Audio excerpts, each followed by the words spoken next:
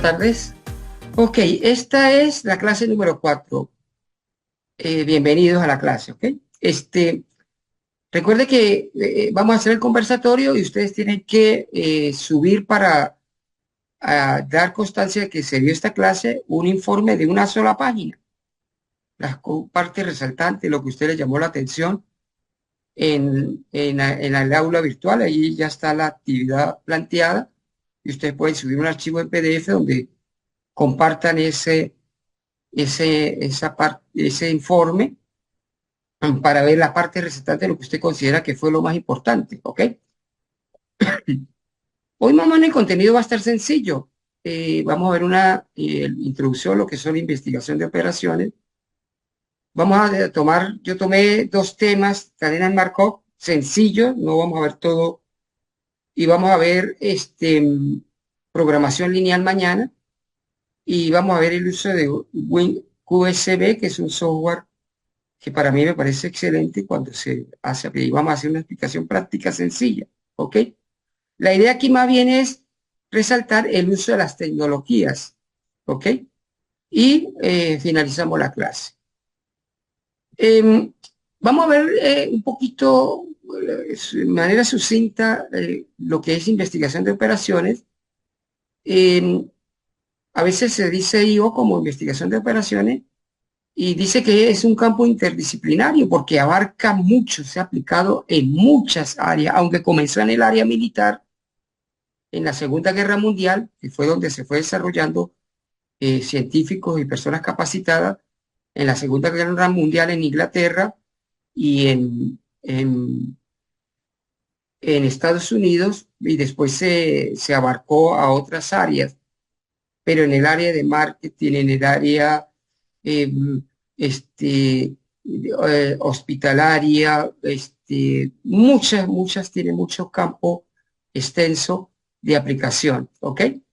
Y se utiliza método científico para optimizar y toma de decisiones. Esta es la parte que a mí me interesa, que siempre hemos estado, optimizar la toma de decisiones. Esta es la parte que siempre estamos resaltando, tanto en la estadística como en la investigación de operaciones, pues se hace parte de lo que es la importancia de la toma de decisiones. Y se trabaja sobre sistemas complejos, esa es la parte. Entonces, el origen de las investigaciones de operaciones surgió formalmente durante la Segunda Guerra Mundial, como le estaba hablando.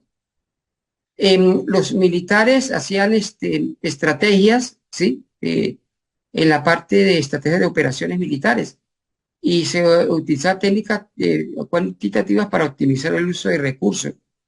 Por ejemplo, llegaron a un momento en decir cuál era la dieta óptima que debían utilizar para que fuera menores costos y que fuera óptima. Fuera de eso se aplicó en la parte de estrategia militar, cuántos aviones tenían que, de una manera u otra, llevarse a un campo para lograr una meta establecida. Entonces, surgió formalmente en la Segunda Guerra Mundial, ¿sí? Principalmente por los ingleses, eh, mm, donde ellos aprovecharon la cantidad de personas que tenían dominio de experiencia significativa en la área científica, ¿sí? Y se dieron para estudiar problemas militares. Entonces, esto fue la parte. Después, Estados Unidos de América también se unió en esta parte, y también hablaron acerca de la parte de lo que era desarrollar estrategias, especialmente para las operaciones militares. Pero después se vio, al finalizar la Segunda Guerra Mundial, em, se vio que esta aplicación de estos métodos no solamente servía en la parte militar, ¿sí? Eh, Se dieron cuenta que esas técnicas se pueden emplear en la parte industrial, en las empresas, en el marketing, en la optimización de muchas áreas, en la parte hospitalaria. Bueno, y de allí en adelante, pues fue implementándose y fue extendiéndose. Uno de después de los años 40 y comenzó los años 50, comencé a tener un auge de nivel, y uno de los pioneros que comenzaron a hacer el desarrollo fue este señor llamado George Dancy, ¿sí? Él fue el que ideó el método simples y de ahí en adelante comenzaron a desarrollarse muchos elementos este, eh, y se desarrollaron en el contexto, por ejemplo, la teoría de los juegos, el método de transporte, el inventario, las cadenas de Markov, las redes. Eso tiene una cantidad de áreas aplicables que de verdad pues es bastante, em, es bastante em, complejo, porque en cierta forma la aplicación de la matemática en estas áreas se hace complejo. Hoy en día, mire, fíjese que se puede utilizar en varios campos. Por eso que yo le decía que tenía allí planificación de personal, eh, lo que era y vuelos en aerolínea, optimización de políticas de precios, gestión de logística, servicios financieros.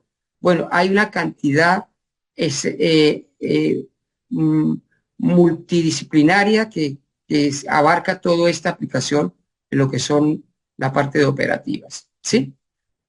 Tenemos que ver algunos conceptos interesantes y que de una forma u otra nos llevan a, a comenzar a entender.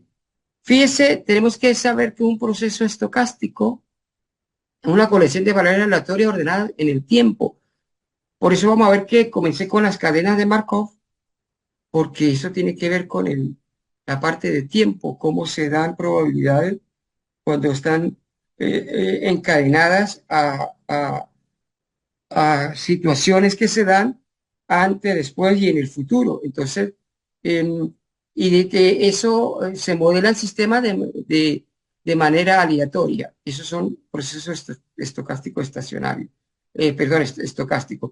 Y los procesos estocásticos estacionarios eh, es un proceso, si sus propiedades estadísticas como la media y la varianza son constantes a lo largo del tiempo. Vamos a ver que en las cadenas de Markov sucede esto, ¿no? Llega un momento en que se permanecen constantes y a partir de un periodo de tiempo se van a ir desarrollando y quedan esa parte, se da ese proceso estacionario. Ok, vamos a ver lo que son las cadenas de Markov. Vuelvo a repetir, hay muchos elementos en las cadenas de Markov, pero nosotros vamos a verlo la parte más sencilla, ¿ok? Para que Profesor, podamos... disculpe que lo interrumpa. Ajá. Bueno, con respecto a los demás compañeros, hay dos compañeros que están solicitando, profe, el ingreso, profe. Ah, Anda, ok. Aquí bueno, sí, voy a... Sí, porque cuando estoy compartiendo... Ah, ok. Sí. Gracias, Jorge. Em, ahorita, pues, cuando estoy compartiendo pantalla, me avisa cuando está, pero ahorita no me avisó, no sé por qué. Ok, bienvenidos los nuevos participantes a la clase y continuamos entonces con esta parte, ok. Entonces, toda esta parte de lo que son cadenas Markov, eh, eh, el análisis de Markov estudia los cambios que sufren las variables en un proceso dado. Fíjese que las propiedades del sistema dependen de situaciones del mismo en un periodo anterior. Por tanto, está formado por modelos de tipo probabilístico. Eh, Estos modelos suelen conocérseles como cadenas de Markov, que es lo que vamos a ver ahorita. En un sistema, en un periodo van estar abonadas o encadenadas, ¿no?, a las del periodo anterior. Este, mm, Pongo un ejemplo para que vean lo que es una cadena Markov. Supongamos que yo tengo dos estados o tres estados, un día soleado, nublado o lluvioso, ¿sí? Supongamos que tengo un día nublado y qué probabilidad hay de que a los tantos días sea un día lluvioso o que antes, si veo un día anterior, sería soleado y un día después sería un día lluvioso. Pero si arranco desde aquí nublado, ¿qué probabilidad hay de que a los tantos días sea un día lluvioso? O si estoy en un día soleado, ¿qué probabilidad hay de que em, aparezca un día nublado? Entonces las cadenas de Markov dependen em, de lo que es un proceso anterior y un proceso posterior. Y de una forma u otra están dependiendo de esa parte. Entonces, em, ahorita voy a explicar la parte, yo puedo colocar, establecer o representar las cadenas de Markov por una matriz de probabilidad o por unos gráficos. Ahorita voy a explicar con unos problemas. No sé si Franklin quiere decir algo. No, no, se activó nada más el micrófono. Ah, ok, está bien, Franklin. Entonces, yo puedo tener estado, dos, tres, ¿sí? Y ahorita vamos a ver los conceptos que de una forma u otra me ayudan a comprender esa parte. Puede ser dos estados, soleado, nublado, lluvioso, este, em, eh, sí, puedo de manera establecer allí, este, de una forma, em, eh, eh, estableciendo ciertos conceptos para ir comprendiendo lo que son las cadenas de Markov. Entonces, los conceptos principales aquí son, vamos a verlo y eso es lo que vamos a hacer cuando resolvamos unos ejercicios sencillos y vuelvo a repetir, la idea de que ahorita vamos a hacer el conversatorio es no tanto la parte de la investigación de operaciones, sino el uso de las tecnologías, que eso es lo que a mí me parece importante, ¿sí? Donde yo pueda eh, ver cómo aprendo a utilizar las tecnologías, cómo aprendo a valorar las bondades de las tecnologías y cómo eso me puede ahorrar tiempo. Y que de una forma u otra, hace 50 años, 60 años no teníamos las ventajas y los recursos que tenemos hoy en día. Entonces esa es la parte que yo quisiera resaltar. Entonces, vamos a ver lo que los que es la matriz de transición o de cambio de estado. Vamos a ver lo que es un diagrama de transición. Eso es importante para resolver el vector de estado inicial y la probabilidad de estados estables, ¿sí?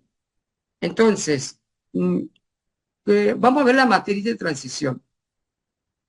Yo puedo, si se hace un estudio en un estado, cuando pasa de un estado inicial a otro estado, yo puedo representarlo por una matriz, ¿sí? También se denominan de cambio de estado. Es una matriz que describe la probabilidad de transición.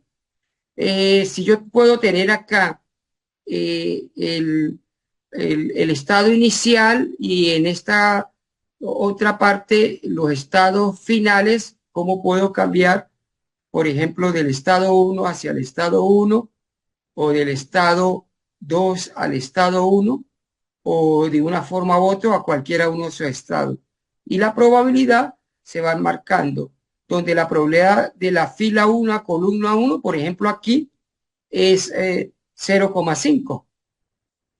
Y si yo digo, por ejemplo, la probabilidad de la fila 1 columna 3, pues es 0,03 y así sucesivamente. Entonces, una matriz de transición es precisamente la que refleja cómo hay una transición de un estado hacia otro y lo que representa es la probabilidad de ese cambio de estado. Y el vector de estado inicial es una representación matemática que describe las probabilidades de que el sistema comience en cada uno de sus posibles estados. Por ejemplo, yo estoy colocando aquí este vector de estado inicial, donde siempre van a ver, dependiendo de las variables que aparezcan o los estados que aparezcan, aquí tiene tres estados, y esto lo que me está diciendo es que está representando que comienza en el estado 1. Si aquí yo hubiese colocado, por decir algo, 0, y aquí abajo hubiese hecho 1, y en el otro hubiese colocado 0. Entonces, esto lo que me representa es que tengo, ya un momento por favor, ok. Esto lo que me representa es que va a comenzar en el estado 2 y así sucesivamente. O yo puedo tener un estado inicial con otras probabilidades. Esto quiere decir, por ejemplo, acá, que si tengo 1 como una probabilidad de 1, pues es el 100%. Quiero decir que está comenzando el 100% en este estado. En los otros, no. Entonces, el vector de estado inicial, vamos a ver que nos va a servir junto con la matriz de transición, hacer los cálculos correspondientes, haciendo multiplicaciones de matrices y de estado, de vectores de estado inicial, y vamos a hacer los cálculos correspondientes, que es una de las fases de las cadenas Markov, pero de manera sencilla, ¿ok? Entonces, la matriz de transición en n pasos yo puedo calcular lo que le estaba hablando ahorita al multiplicar el vector inicial con la matriz de transición. Puedo decir en el estado inicial a cuánto tiempo, porque la cadena de Markov está relacionada con el tiempo. Por ejemplo, si tengo un estado, comienza con un estado donde hay un clima de lluvioso, seco, y yo utilizo el proceso para calcular las probabilidades, pues multiplicaría el vector unitario por la matriz de transición, y si me dicen, ojo con esto, puedo hacer de 1 en 1 e ir estableciendo estado. Ahorita lo voy a explicar precisamente con un software llamado Maple, que vamos a hacer los cálculos más rápido, y eso me va a ayudar mucho a hacerlo uno después de otro, después un estado, después con el otro, y así. O puedo multiplicar la matriz n veces, y ella me permite hacer el cálculo directamente. Y el estado estable es que va a venir un momento en que las probabilidades se van a mantener constantes. En esta matriz, por ejemplo, se representa el estado estable por la letra griega pi, y lo que yo hago es simplemente establecer cada uno de ellos, multiplicar pi 1 por la primera, el primer término, después pi 2 por la otra, y pi 3 por la otra, hacia abajo, entendiendo que voy multiplicando por cada uno y lo coloco de manera horizontal, y lo que tengo que hacer es un sistema de ecuaciones, y ese sistema de ecuaciones me da las probabilidades de cada uno de esos estados. Van a ver que el WinSQB hace todo eso automáticamente, que eso es lo que yo quiero que veamos, el uso de las tecnologías. Esa es la parte importante del conversatorio que vamos a hacer hoy, para que vean esa parte. Fíjense, y un diagrama de transición de estado, una representación gráfica, precisamente la puedo armar con la matriz o con el problema dado, leyéndolo, haciendo buen uso de la semántica, de la comprensión de lo que estoy leyendo. Entonces puedo hacer un diagrama de transición de estado. Le pongo un ejemplo acá, que era el que está allá. Yo puedo representar la matriz de transición, y cada uno de sus elementos, ¿sí? Cada uno de ellos lo puedo representar. Fíjense que el estado, hay tres estados acá. Si ustedes pueden ver, hay tres estados de inicio y tres estados ah, de finalizante o de llegada, ¿sí? Entonces, el 0,8 es el 1,1, perdón, la fila 1, columna 1, ¿sí? Entonces, fíjese que en el estado, la probabilidad de que pase del estado 0 a 0, o sea, se va a quedar en el mismo, es esto que tengo acá. Y yo hago una flecha, observe, que hago una flecha hacia ella misma, precisamente porque se va a quedar en el estado eh, que no pasa a ningún otro estado, sino que se queda allí. Si yo busco el estado, ¿cómo paso del estado 0 al 1? ¿Sí? ¿Cómo paso del estado 0 al 1? Entonces, eh, lo puedo ver acá.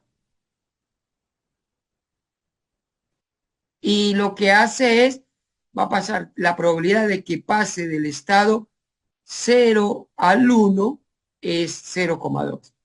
El 0,16 pasar del estado 1 a 0, ¿sí? Es 0,16. Como lo pueden observar aquí, pasa del estado 1 y así cada uno de ellos. Fíjese que aquí no existe eh, un elemento que pase de 0 a 2. Fíjese que de 0 a 2 no hay nada. Si hubiese un estado, debería aparecer la flecha acá, pero no lo está haciendo. Entonces, yo puedo hacer la representación de cada uno de ellos. Fíjese acá el estado pasar de 2 a 2, porque se queda en el mismo estado. Pasa del estado 2 a 2, es 0,64. Y es 0,84, que es pasar precisamente del estado 2 al 2. ¿Sí? Entonces, todo eso lo puedo hacer representando, y eso me va a ayudar a mí para eh, resolver los problemas de manera. Le voy a poner un ejemplo como el ejemplo que estaba colocando. Yo vivo aquí en la ciudad de Rubio. El clima es bastante cambiante. Dice, considero los estados del tiempo como seco o húmedo. Esos son los estados. La probabilidad de tener un día seco el día siguiente es 0,8, ¿sí? Si el día actual es seco, ¿sí? Pero si el clima es húmedo, la probabilidad de tener un clima seco es de 0,6. Observe que dice la probabilidad de tener un día seco al día siguiente, si el día actual es seco, fíjese, seco pasa de seco a seco, eh, se mantiene el mismo estado. Entonces, más o menos, eh, puedo sacar primero la matriz o el diagrama. A mí me es indiferente. Yo puedo hacer el diagrama o la matriz. Voy a hacer primero el diagrama. Fíjese que dice que probabilidad de que un día el día siguiente sea seco, cuando el actual es seco, pues es pasar del estado seco a seco. Y si paso del estado seco a seco, pues se mantiene el mismo, ¿no? Entonces, esa probabilidad es de 0,80. Y fíjese que no me dice cuál es la probabilidad de que pase de seco a húmedo. No tengo esa probabilidad, ¿sí? Pero por la ley de las probabilidades, siempre las probabilidades 1 o 0 o 100%. Entonces, eh, la probabilidad de que pase de seco a húmedo, pues si 0,80, falta por completar 0,2 y así es igual.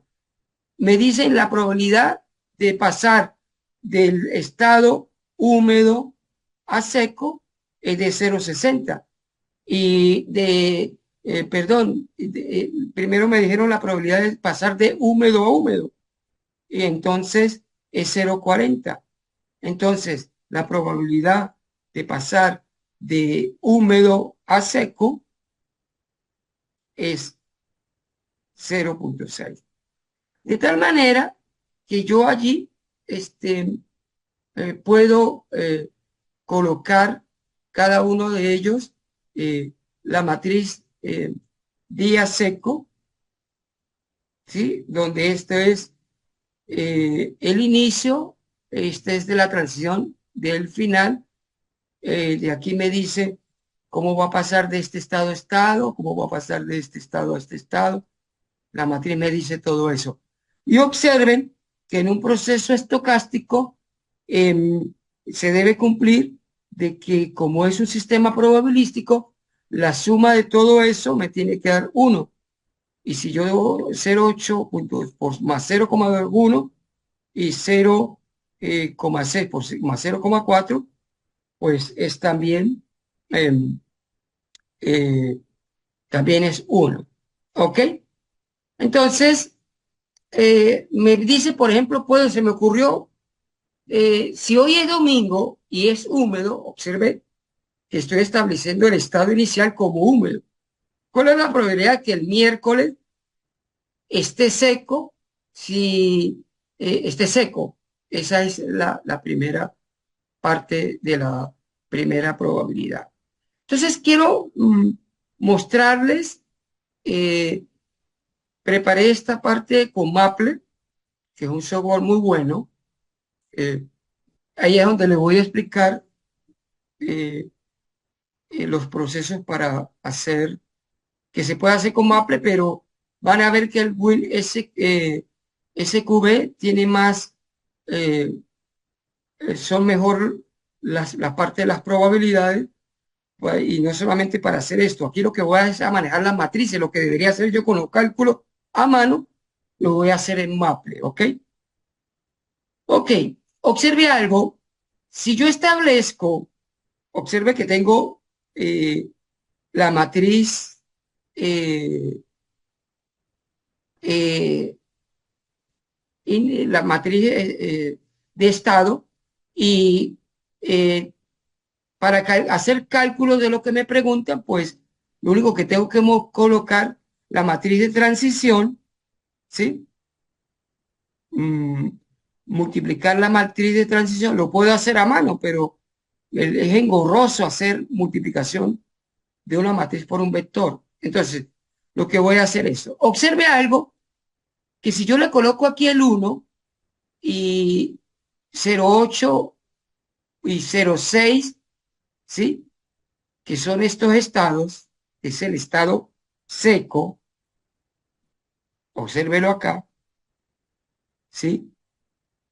Cuando yo le digo, es que está comenzando con esa parte, perdón, es con filas, porque eh, el estado seco es 0,8 y 0,2, ¿ok? Cuando yo coloco entonces el estado 1, entonces observe que me sale eh, en la matriz inicial 0,8 y 0,2, que corresponden precisamente al estado seco. Ahora mire, ¿qué pasa si yo le cambio acá? Ya no el estado no es seco.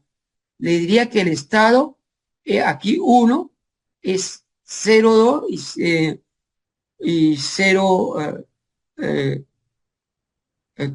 estado 1 en esta parte sería, y le doy enter, observe lo que va a suceder cuando coloco esto. Entonces ya cambió a 0,6 y 0,40, porque precisamente establece el estado húmedo. Entonces, cuando yo al vector cambio los estados, ¿sí? Entonces aquí sería estado seco porque 0,8, ¿sí? Y cuando vaya, observe que una cosa que se me olvidó decir es que yo hago una transposición de matrices, porque si ustedes pueden ver aquí, transpuse la matriz, donde está 0,8 y 0,2, la transpongo si está en fila, la coloco en columnas y así sucesivamente. Entonces, yo puedo hacer. Fíjense que si yo le digo, supongamos que yo quiero saber En este caso lo voy a resolver con Maple porque lo puedo hacer, pero ahorita voy a utilizar algo en Q. Dice, si hoy es domingo, ¿sí? Y es húmedo, entonces, si es húmedo, el estado inicial es húmedo.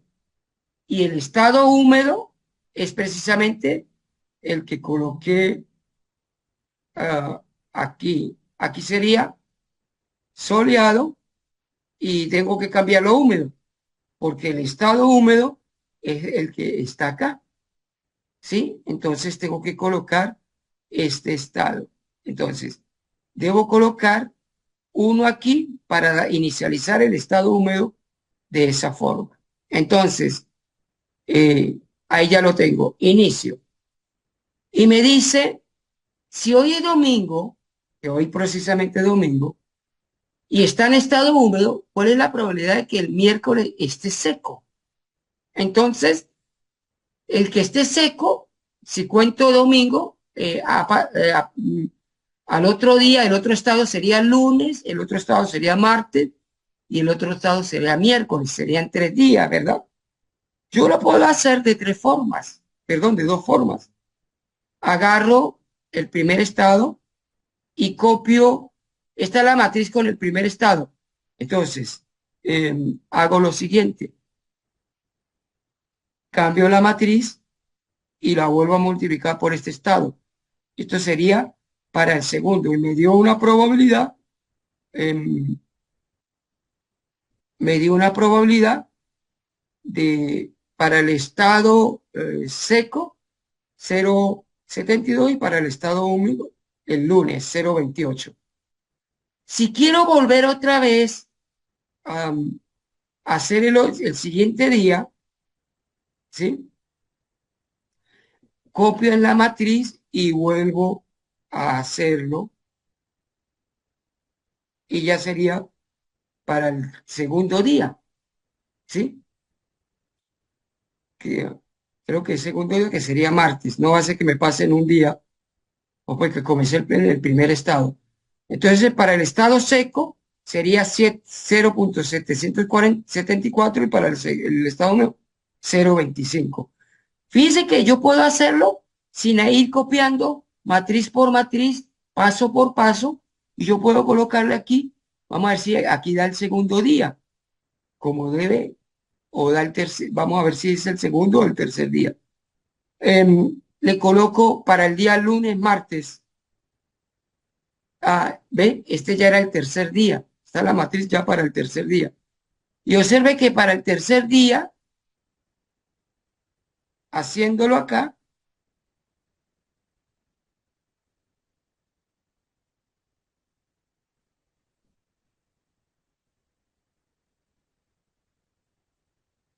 observe que coloqué el tercer día, hice 3 veces multipliqué, ¿vio? Y aquí lo hice 3 veces multiplicando, esta era la del segundo día, y la multipliqué y me dio exactamente lo mismo. Esa es la forma como yo puedo irlo haciendo. Lo puedo hacer eh, directamente multiplicando tantas veces el periodo de tiempo como me diga, me pidan en el problema, ¿sí? O lo voy haciendo paso por paso, lunes, martes, miércoles. Y esa forma yo lo puedo ir haciendo de esa forma, ¿ok? Ok, piense que eso lo pude hacer yo con esto, pero imagínense que voy a utilizar un software como Dorado, como WinSQB, o puedo hacerlo en, eh, utilizando cualquier software que esté a la mano y que yo pueda realizar los cálculos directamente. Entonces, eh, yo tengo eh, una máquina virtual. Ustedes tienen que bajar una máquina que se llama WinBDM. Está aquí, es una máquina virtual. Lo pueden escribir en el Google Es sencillo, está comprimido, lo descomprime, lo guarda en una carpeta y listo. Y después hacen la instalación del WinXSQB y de ahí en adelante arrancan cualquiera de los módulos con el WinSQB. Yo tengo instalado el WinSQB en mi computador. Entonces, cada uno de estos hace, es para un módulo especial, ¿sí? Eh, por ejemplo, programación lineal, eh, eh, inventario, eh, método de transporte, colas, todo eso, cada uno de esos maneja. Pero si yo le doy aquí ahorita, por ejemplo, a este, me dice que no lo va a poder hacer, porque el Windows 11 no lo permite. Eso es hasta el Windows 7. Y lamentablemente esto es un tremendo software que no lo han actualizado. Entonces, la manera que yo voy a utilizar es simplemente bajo la máquina virtual, utilizo eh, el, el, el, el programa que me hace que pueda correr en Windows 10, 11 en adelante, 8, el, el, el USB. Entonces yo le doy acá y él automáticamente me aparece. Entonces, como yo voy a manejar cadenas de Markov, que es esta que tengo acá, le doy clic y observe que él me corre el programa automáticamente. ¿Sí? Yo ya tenía preparado, fíjese que si yo utilizo aquí y le digo, eh, él tiene para hacer, después que establezca uno nuevo, en cada uno eh, del menú, él tiene para hacer uno nuevo y tiene ciertas eh, partes. Pero después que yo, en la parte donde yo lo estoy diciendo para uno nuevo, él me va a sacar otros iconos que me van a llevar a resolver el problema. Cuando le doy el nuevo, entonces me dice, está en inglés, por supuesto, el título del problema. Entonces, voy a colocar clima.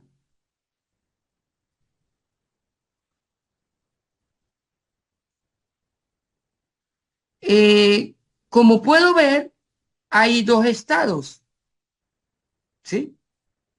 Hay dos estados. Y debo decir cuántos estados son. Entonces, coloco dos y le doy OK. Observe que ahí apareció la matriz para llenar yo la matriz, ¿sí?, de transición y puedo observar aquí en esta parte voy a llenar la matriz de transición. Aquí está el estado, cada uno de los estados iniciales y los estados finales. Y por default, él me coloca estado 1, estado 2, estado 1, estado 2. Pero esto yo lo puedo cambiar. Me gustaría que apareciera, como aparece aquí, soleado, húmedo. Entonces, yo puedo cambiar esto. Em, Coloco aquí nombre de los estados. Entonces, al estado 1 le voy a colocar soleado y al estado 2 le voy a colocar húmedo, que es como lo tenía. Entonces, él automáticamente me cambió igualito como lo tenía allí en la parte de los estados. OK, voy a tratar de llenar eh, la matriz de transición. Observe que aquí es 0,8 y 0,20. Y así como está exactamente, lo lleno, no lo transpongo, lo lleno exactamente como yo lo coloqué. Entonces aquí coloco 0,8, aquí coloco 0,2, ¿sí? Aquí el otro es 0,6, 0,4. 0.6 y 0.4. ¿Ok? Ok. Y aquí está el listado inicial, lo que yo había colocado acá. O si digo que inicio en el estado húmedo, pues debe ser debajo de él el estado húmedo. Y él me va a sacar precisamente el estado. Y si coloco el 1 aquí, pues él me sacará el estado soleado en esa parte. Entonces, eh, dependiendo de lo que vaya a hacer, por ejemplo, el problema me dice que si hoy es domingo y está en estado húmedo, quiere decir que eh, el estado debe, ajá, dime Franklin. Sí, una pregunta, justo a eso iba la cuestión del estado. Eso, las condiciones de estado me da o están inmersas en el ejemplo, que no puedo cogerlas aleatoriamente. No, es que él me dice, por ejemplo, en el problema, que me está diciendo que si hoy domingo está húmedo, entonces ya sé que hoy el estado inicial es Uno, húmedo.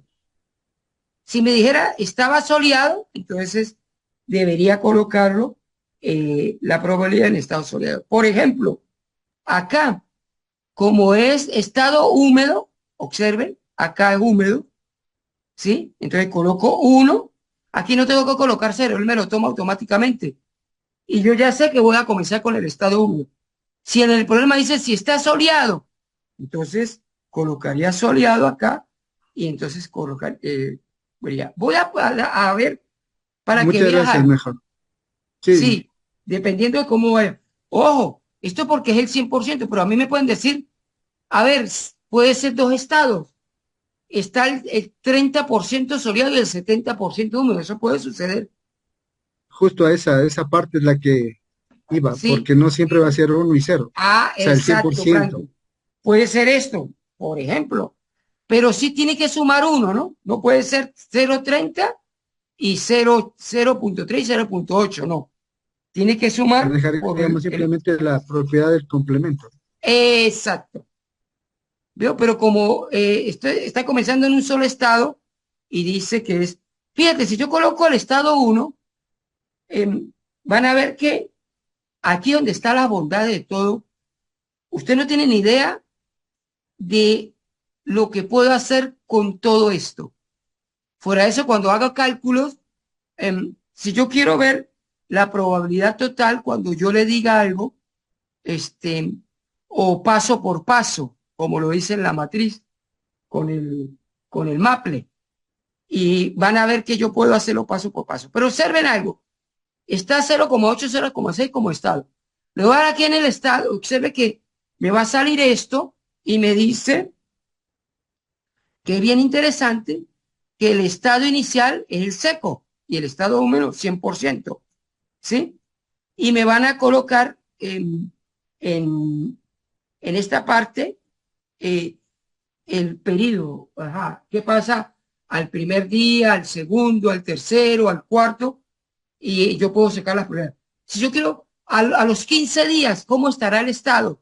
Si está soleado, ¿cuál será? Pero observe que si yo coloco el estado inicial 1 acá y le digo OK, observe las probabilidades que me saca. 0,8 y 0,2.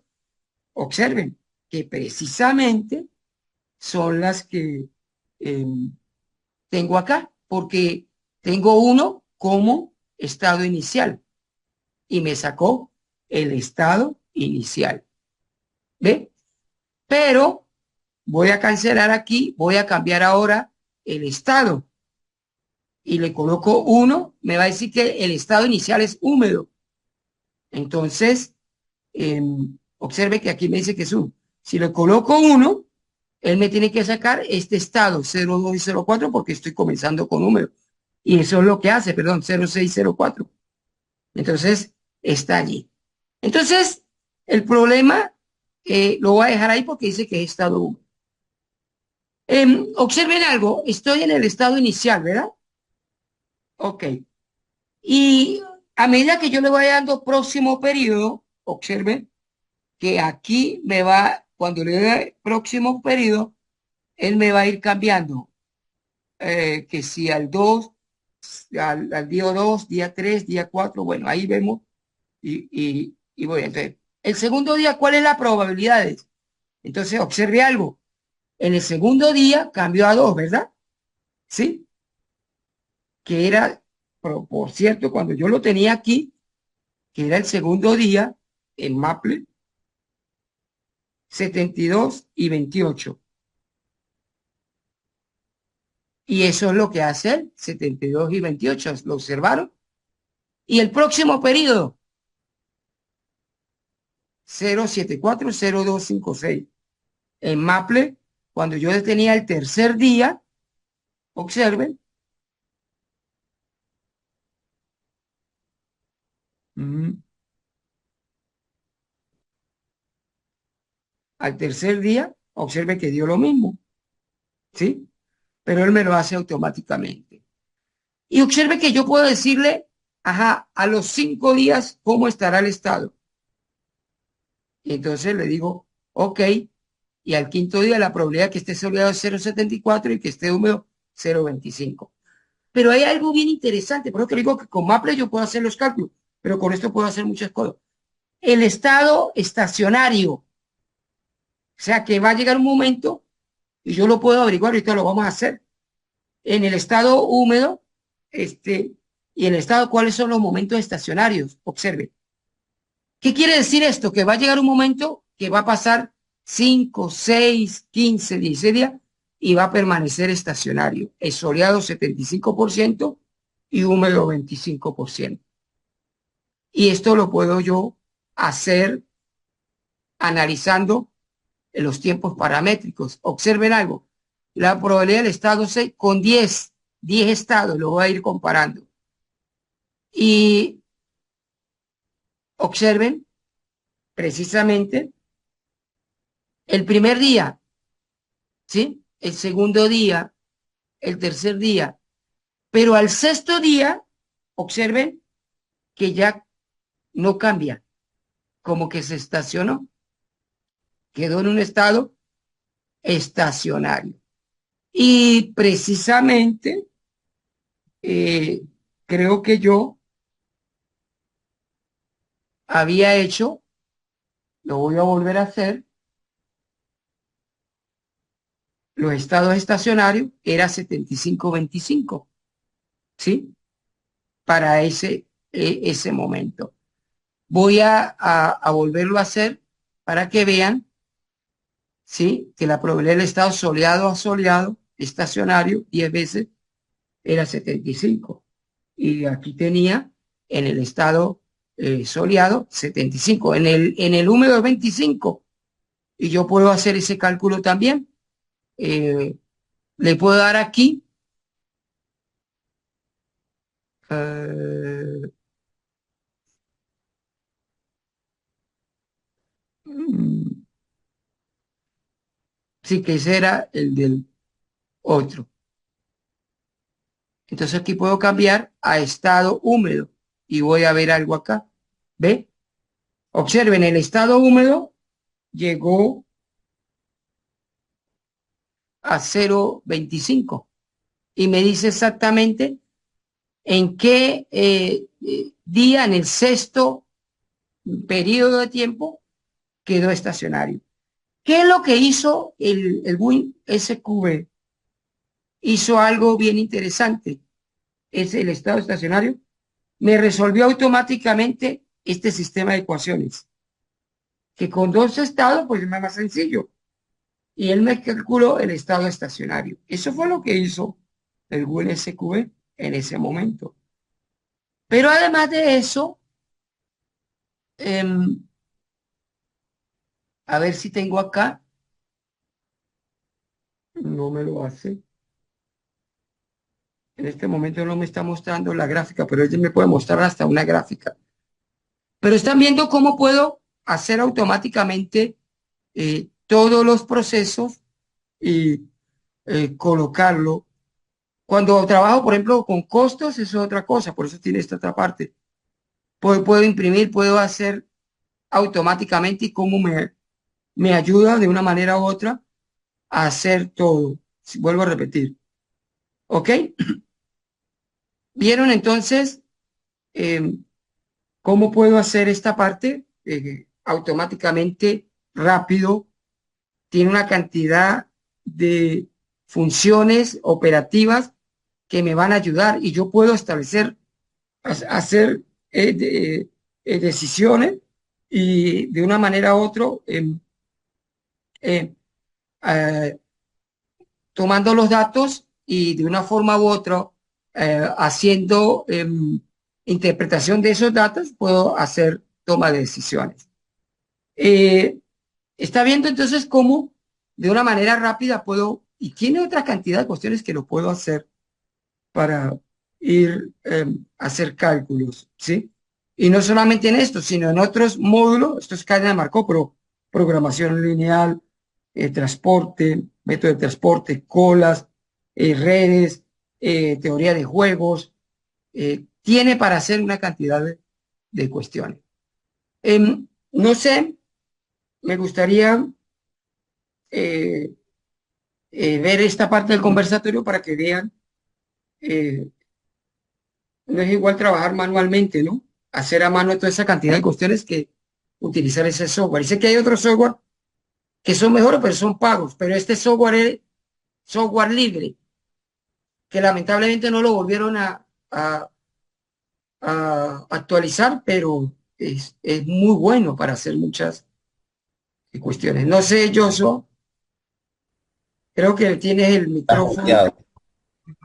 Ah, ok, ok, disculpe. No, les comentaba que, gracias. Les comentaba que sí, había utilizado WinQSB. Hasta el sol de hoy, después de las incidencias, y no opté por trabajar con máquina virtual porque por el trabajo no me lo permiten por seguridad. Trabajo con los mismos módulos, lo mantiene PON-QM, que eso se agarra en cualquier Windows. Y bueno, los compañeros por ahí la primera sesión, la segunda sesión, también comentaron de algunos otros aplicativos, ¿no? Y eso va a depender siempre de la practicidad, la facilidad que se dé. Algo que quería comentar y acotar que, sí, gratuito, PON-QM, POM, Q de queso y la M, PON-QM. ¿Y qué es lo otro que quería comentar o agregar? Es que justamente usted comenta, ¿no? Una ya viéndolo desde un plano muy general, la doctrina markoviana o el contexto de Markov justamente marca una pauta importante para poder determinar y hacer como un paréntesis, una burbuja muy importante, que es algo que justamente yo menciono a mis estudiantes. La estadística tradicional la conocemos, tanto la descriptiva, inferencial, hacemos un poco de correlación para hacer pronósticos, etcétera, etcétera. Utiliza data histórica, ¿no? Requiere data histórica. Y las cadenas de Markov como contenido, como tema, incluso la cadena de Markov, como usted introdujo, está dentro de los procesos estocásticos. El fin como tal es justamente resolver esos problemas donde no hay data histórica, ¿no? Por ejemplo, quiero ver cómo está la distribución o la cuota de mercado, el famoso market share, o quiero ver si es que, o las probabilidades que usted decía, ¿no? Respecto al clima, o las variaciones de una decisión por algo, o algo que se viene dando, por ejemplo, que veía algunas aplicaciones en el COVID, ¿no? Era una pandemia en contextos irregulares y cómo predecir a partir de no haber tenido información histórica, porque las otras pandemias tenían otro contexto, tenían otros criterios, ¿no? Y afectaciones, por cierto. O incluso también cómo utilizar las cadenas de Markov cuando uno quiere hacer una proyección de mercado para una empresa nueva, o cómo lo hizo Yumi aquí en Venezuela, cómo lo hizo Pedidos Ya en el mundo, cuando no había una data histórica, ¿no? Es súper importante, ¿por qué? Porque justamente Markov, en términos generales, nos dice: olvídate del pasado, solamente céntrate en el presente con esta matriz de transición que es fija, pero también se puede mover en el tiempo, que es algo que es importante decir, y que teniendo el presente calculo el futuro, hallo el futuro. Luego me paro en el momento siguiente, que es el futuro, digamos mañana, me olvido de hoy y ese presente, que es el mañana, vuelve a ser la cadena siguiente, ¿no? Y así, por ejemplo, yo puedo correr. Yo puedo hacer entonces una estimación de 12 meses con la fecha de hoy, pero siempre una vez que haga el cálculo del futuro inmediato, que sería el mes siguiente, pues me voy olvidando del anterior. Y ahí se originan justo las cadenas, ¿no? Pero es algo valioso de poder nosotros introducirlo o incluso emplearlo, ¿no? Alguna tesis inclusive para, y los economistas lo usan mucho, sobre todo en Venezuela, cuando no ha habido información visible, por ejemplo, de datos estadísticos, datos de estimaciones de Banco Central de Venezuela y cosas así. Es súper interesante cómo poder evadir un poquito la estadística porque no nos da más soluciones y bueno, Markov nos deja esta herramienta súper valiosa en el mundo de la matemática. Excelente. ¿Alguien quiere aportar otra cosa, por favor? Ya. Bueno, yo decía que había revisado yo la reunión anterior, pero bueno, acá, por ejemplo, para estas cuestiones de investigación operativa como tal, se utiliza, por ejemplo, Lindo. No sé si ha utilizado usted Lindo, ¿sí? Sí, El mismo Solve de Excel, ¿sí? exacto. El GANS, el GANS. Entonces, que son software que dan facilidades para trabajar, pero el mismo MATLAB, ¿no? El mismo MATLAB como tal. Pero honestamente, escuchándole a Josué, efectivamente esto yo diría que va direccionado como una cuestión de ingeniería, porque Ujú, ya cuando usted trabaja en la parte matemática como tal, creo que ujú, nosotros tenemos en lo primero que debemos fijarnos es en entender lo que está haciendo el programa, saber, comprender lo que está haciendo el programa, ujú, de tal manera que luego sí utilizarlo. Yo trabajo acá en donde yo trabajo, hace tiempo yo trabajaba en ingeniería como tal, y ujú, esto ahí cuadraba perfecto, porque simplemente cogíamos el código, lo tomábamos, mandábamos a correr y obteníamos el resultado, que eso es lo que ellos querían o ujú. necesitaban. Pero si hablo, por ejemplo, que estoy formando una carrera de matemática como tal, por decirlo algo, yo creo que lo esencial es entender cada proceso. Porque por decirle algo, ¿no? De En un acuerdo. problema de programación lineal múltiple, o sea, de varias variables, estamos hablando de que además de tener X, ya tiene X, o sea, múltiple, ¿no? Ya la gráfica no son como normalmente hacemos, ¿no? Encontramos una zona factible, vemos los puntos donde es máximo, mínimo, ya vamos a empezar a trabajar con superficies.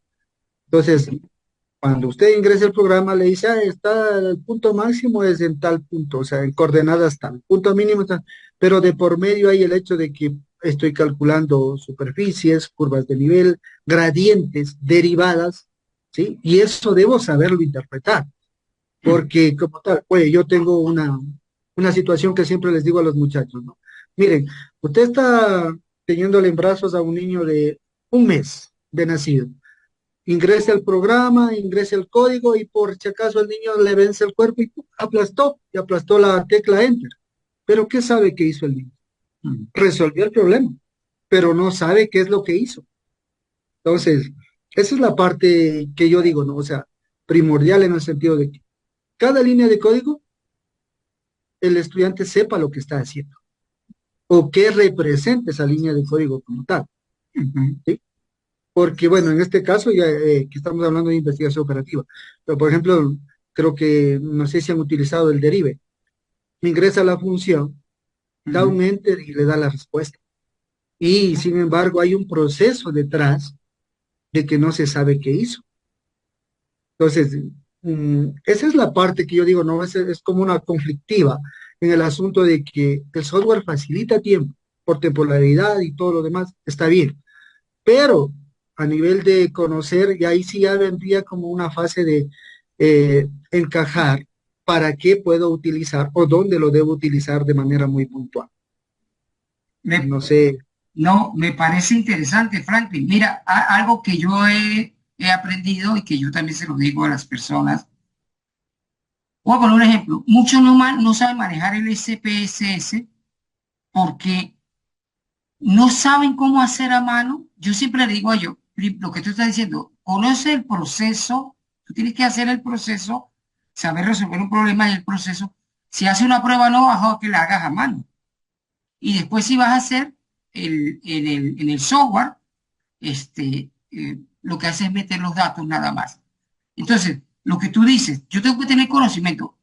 Fíjate que existen competencias en la parte de las tecnologías. Y si tú eres más en la parte de docencia, este grupo me gusta porque es muy heterogéneo. Por ejemplo, Jorge ha hablado de la parte de su experiencia en su localidad, tú has hablado de la parte docente, Joshua tiene la parte, más en la parte también universitaria, pero él también tiene experiencia en la parte del mundo real, de la aplicación de la matemática. Entonces, es una parte importante. Te pongo un ejemplo. Yo creo que en la parte de la docencia, es importante lo que tú estás diciendo. Y especialmente si yo voy a aprender a manejar un software, tengo que comprender los procesos. Ajá, ¿qué hace? Si tú haces métodos simples eh, para resolver una función objeto y maximizar un costo o minimizarlo, tiene que saber qué es por ejemplo, cómo resolver con matriz inversa por Gauss y Jordan, cómo encontrar la solución cómo pivotear y hacer varias veces hasta encontrar la matriz inversa. Entonces, hacer eso a mano, que en pregrado lo hacía uno. A mí me tocó hacerlo a mano en los exámenes, pero cuando ya llegaron todos estos software, yo pude ver las bondades porque sabía manejar. Yo creo que lo que tú dices es importante. Debo aprender todo el proceso, todos los conceptos, detrás de todo eso que está. Y después sí, aplicarlo en la parte de lo que es un software, porque eso es importantísimo. Fíjate que yo sí me interesa la parte de lo que son eh, eh, la enseñanza. Por ejemplo, yo estaba dando cálculo sólido de revolución. Y es interesante cuando tú, en solo pizarra, usar, por ejemplo, el método del disco, método de las arandelas, de los cilindros, la capa cilíndrica, y yo le estaba dando esto, entonces los muchachos, no entendían lo que era eso. Entonces, ¿qué agarré? Con el GeoGebra, planteé porque él puede hacer todo eso, pero les enseñé primero cómo hacerlo a mano y después levanté el sólido e hice el sólido de revolución con el área que, al, que es el área principal y pude mostrarle y girarlo y mostrarlo y ellos entendieron, ¿vio? Pero por supuesto ellos tienen que saber integrar, tienen que saber hacer todo el proceso de integración. Yo con Maple integro y hace automáticamente, pero ¿cuáles métodos de integración hay? ¿Y cómo voy a hacer para hacer? El Maple me puede hacer algunas ecuaciones ordinarias, ecuaciones diferenciales, me las puede resolver, pero ¿qué método yo utilizo para resolver ecuaciones homogéneas? ¿Sí? Entonces, todo eso, detrás de todo eso, hay la parte de que yo estoy muy de acuerdo contigo. Para manejar un software, hay que primero, ¿cómo diríamos por allí? Hacerlo a pie, manualmente. Y después sí, comenzar a utilizarle por la parte. Yo, por ejemplo, cuando di bachillerato, no le permitía al principio a los muchachos utilizar calculadora. Primero me sacaba las raíces a mano. Después que sabían hacerlas a mano, entonces sí les permitía la calculadora. Yo creo que ese es un buen lineamiento que deben seguir las personas para que de una forma u otra sacar provecho. Esto que tú estás diciendo es muy importante. El uso de las tecnologías detrás de todo eso tiene que haber la parte de comprender primero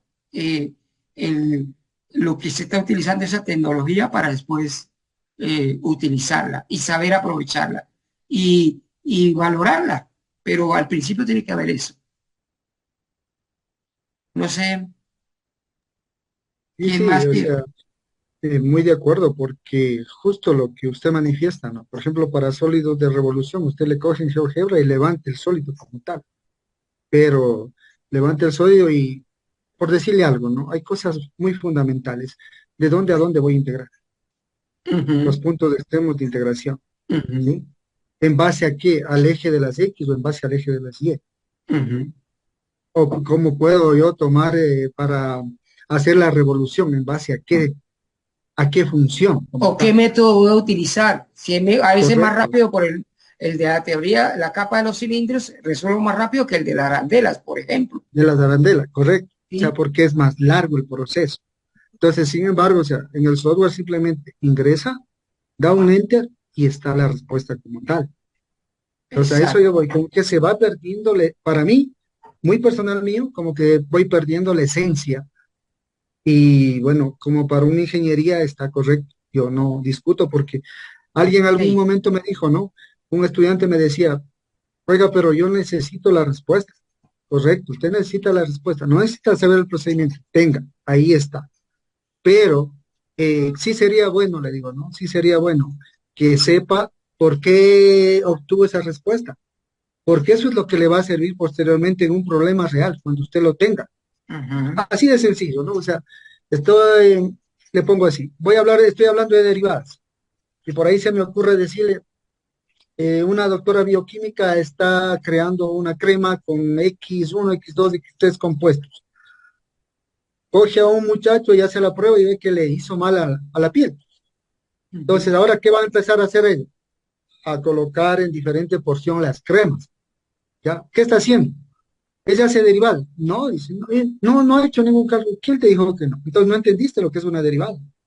La Ujú. derivada es una variación de algo respecto a algo. Ah, entonces, ahí está. O sea, para mí la matemática está inmersa en todo. Está Sí. inmersa en todo lo que hacemos. Entonces, el entender, o sea, hablar de definiciones, hablar de conceptos, hablar de resultados está bien, todo el mundo lo puede hacer, pero entender dónde está inmersa la matemática como tal, ahí es un poquito complejo para saberlo. Ujú. Y yo creo que es la base fundamental para el desarrollo, o fue la base fundamental para desarrollar las teorías que actualmente tenemos.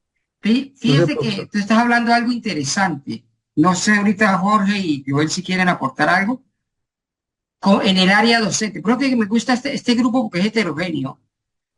Docentes, profesionales, ingenieros, personas de repente que trabajan en el mundo real. Pero en la parte, a mí me interesa la docencia, me gusta mucho la investigación en esa área porque no es tener conocimiento. Por ejemplo, hay una universidad que está surgiendo algo donde los ingenieros que salen de esa universidad los contratan para ser profesores de cálculo y ellos saben mucho, pero oye, cuando le van a enseñar a los muchachos no tienen esa parte didáctica que ver. Nosotros al principio estaba hablando con Jorge, no sé con quién más, si era Coyoso, la parte de lo que es modelación matemática. A mí, yo le estaba diciendo yo que a mí yo estoy investigando ahorita, estoy haciendo un grupo de investigación en esa área porque me interesa. La modelación matemática, es como yo en el mundo real consigo un problema en el mundo real y eso me interesa porque a veces parece que la matemática solo fuera en el mundo abstracto, ¿no? Pero cuando está en el mundo real y ahí es donde llevo al muchacho, desde el niño preescolar con la subitización hasta el muchacho universitario, ya sea con cualquier teoría pedagógica que tú tengas, y cuando tú llevas esa parte al mundo real, es interesante. Te pongo un ejemplo. Una vez llegué yo, estábamos viendo lo que era volumen, capacidad, este, sólidos regulares. Entonces yo le llevé eh, un, eh, era como una zambullera. Entonces le llevé y le dije, tú sabes que ahí yo le decía, ¿cómo usted puede medir un litro de agua? Porque ahí ellos utilizan eh, elementos que tengan graduados con su escala, pero yo le llevé y le dije, a ver, con este recipiente y con otro recipiente cilíndrico, mídame un litro de agua. Y fue tremendo, mire, ellos buscaron y los hice pensar y eso me gusta a mí. La modelación matemática me llevó a que yo hiciera, entonces le di la clave, un decímetro cúbico es un litro y entonces tiene que buscar la altura, hacer una ecuación de primer grado, y ahí sí encontraron la altura y le quedaba exactamente 1 decímetro cúbico, porque lo medían decímetros cúbicos. Cuando usted echara el agua allí, eso era 1 litro. Y así otras cosas. Voy a ponerte un ejemplo. Yo he tenido, les dije a ustedes que yo tuve la oportunidad de clases de niño preescolar hasta universitario. A mí me ha gustado eso porque he podido estar en todas las etapas. Y los niños de tercero, cuarto o segundo, cuando ya comienza con la división, yo no les enseño división con pizarra, marcadores, no, con piedras, con el algoritmo. Y le comienzo a decir qué es el proceso que tiene y las bondades de los algoritmos, lo que hoy en día la parte de dividir por dos, tres cifras, cómo facilita, porque antes las divisiones eran restas sucesivas. Entonces uno podía ver toda esa cantidad de cuestiones. Entonces es interesante todo eso, ¿no? Lo que estamos viendo. Las tecnologías tienen sus ventajas, tienen sus pros y tienen sus contras. No sé, Jorge, si tienes algo para aportar. Sí, yo estoy de acuerdo con usted, doctor, con lo que hablaba, y difiero un poco con lo que dice el compañero Franklin. Ajá. Bueno, yo trabajo en una comunidad indígena. Es un pueblo indígena milenario, tiene más de 3.000, 4.000 años. Y ellos inventaron un sistema de drenaje que hoy en día la ciencia moderna no ha podido controlar, que es el sistema hidráulico de la región momposina. Contener a 3 ríos y como a 400 quebradas en 85.000 hectáreas de tierra. Construyeron los cenotes o la cultura anfibia. Y un estudiante me preguntaba, profe, pero ¿cómo vamos a medir la presión del caudal en la entrada y salida? Si deseamos saber, porque usted nos habla sobre todo esta mega obra de ingeniería con datos estadísticos y todo. Listo. Y primero le expliqué de una manera estaba dando el área de física. Modelé el planteamiento, como dice el profe, de una manera con botella, diferentes orificios a la botella.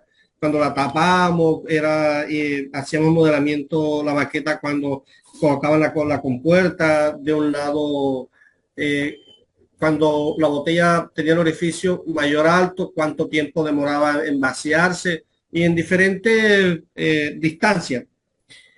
Y después los chicos iban al software. Sí, en este caso utilizábamos GeoGebra.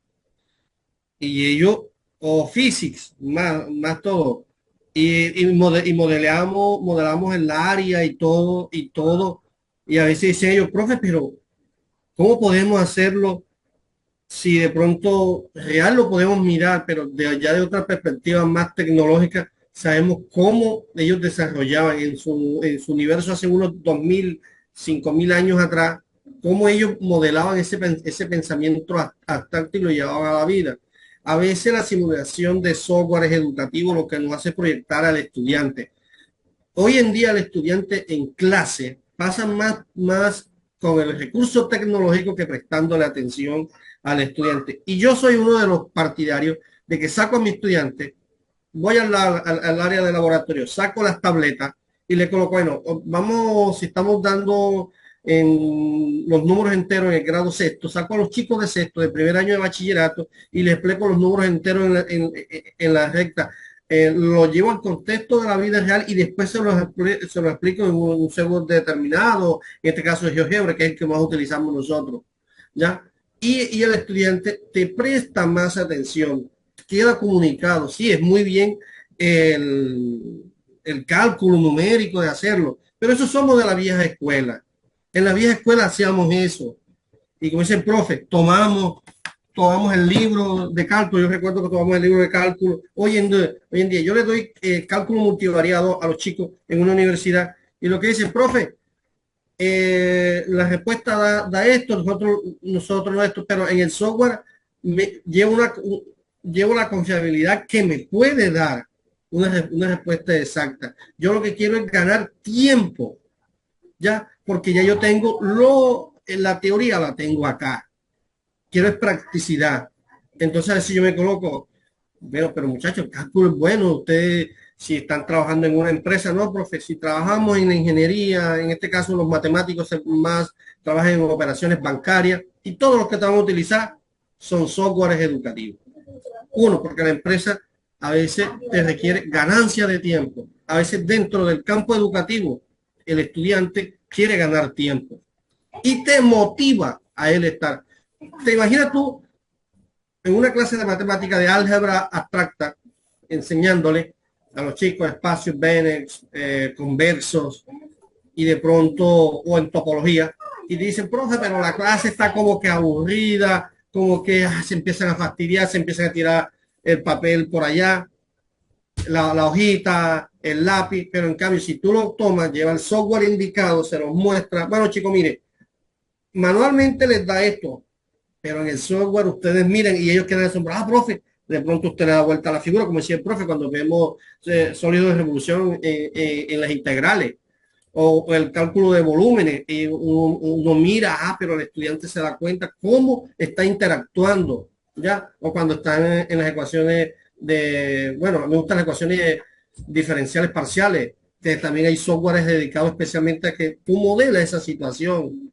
Un estudiante me decía en estos días, profe, pero si tienen más de 80 años, casi 100 un siglo, que las ecuaciones de Stokes-Nieves no se han podido, y no todavía ha hecho un software para modelar esas ecuaciones. Y digo, lo que pasa es que esas ecuaciones son problemas milenarios y hay software intentando, porque manualmente no podemos. A veces manualmente nosotros no podemos hacerlo, pero a veces nos necesita un software educativo, un software investigativo que nos puede modelar ciertas situaciones. Imagínense la teoría de números. Yo digo que los grandes doctores científicos que han estudiado la teoría de números en los números primos, que para mí que son los demonios de las matemáticas, todo esto, los primos, apenas pudieron en el teorema de Gödel-Bach, apenas han podido cifrar la parte débil de este teorema.